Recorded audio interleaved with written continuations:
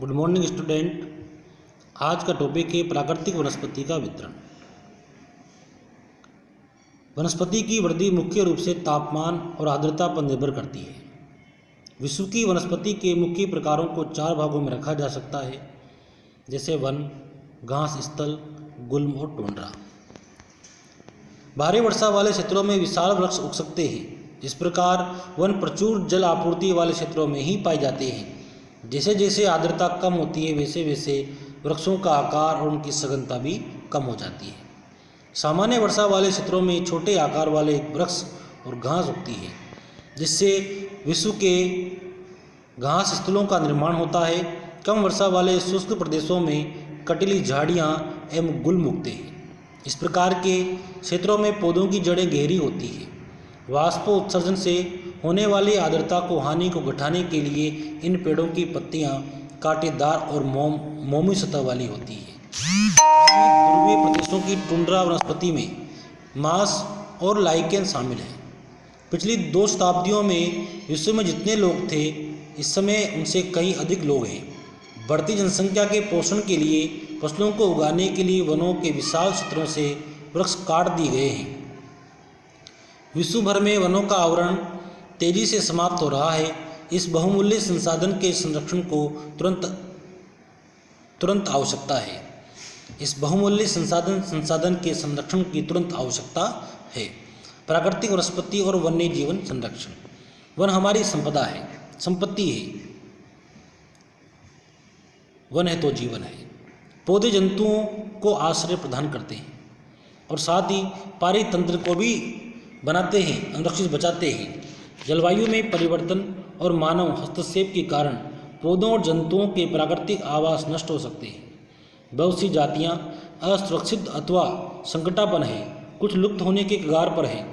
वनोन्मूलन, मृदा अपरदन, निर्माण कार्य, दावानल, भूस्खलन में से कुछ मानव और प्राकृतिक कारक है जो मिलकर इन महत्वपूर्ण प्राकृतिक संसाधनों के लुप्त होने की प्रक्रिया को बढ़ावा देते हैं। आज की मुख्य चिंताओं में से एक अनादिकाल शिकार करने की संख्या का बढ़ना है। कुछ प्रजातियों की संख्या में तेजी से कमी आई है। पशु खाल, चमड़ा, नाखून, दांत और पंखों के साथ साथ सींगों के एकत्रीकरण और गैर कानूनी व्यापार के जंतुओं का अनादिकाल शिकार किया गया, उनको मार दिया गया है। इनमें से कुछ जंतु जैसे चीता है, शेर, हाथी, ब्लैकबक, मगरमच्छ, दरियाई घोड़ा, हिम तेंदुआ, शुतुरमुर्ग और मोर है। इनका संरक्षण जागरूकता बढ़ाकर ही किया जा सकता है।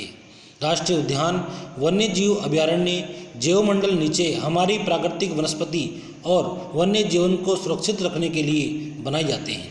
सक्रिय घाटियों, झीलों और आर्द्र भूमि का संरक्षण मूल्यवान संसाधन नष्ट होने से बचाने के लिए बहुत आवश्यक है।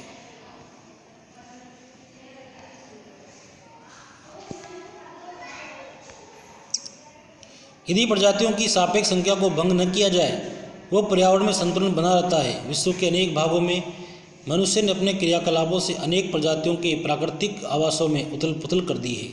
उनके पक्षियों और जीव जंतुओं के अंधाधुंध शिकार के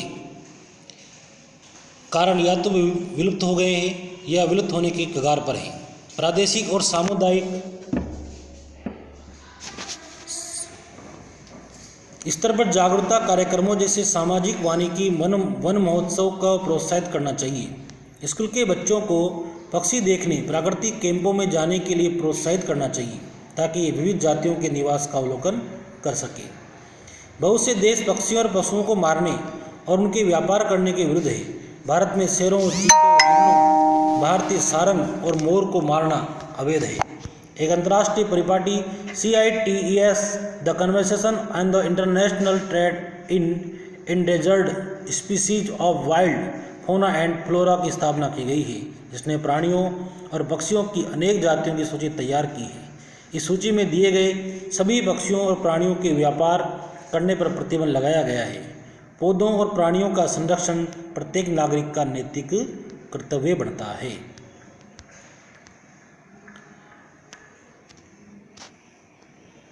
नेक्स्ट टॉपिक कल।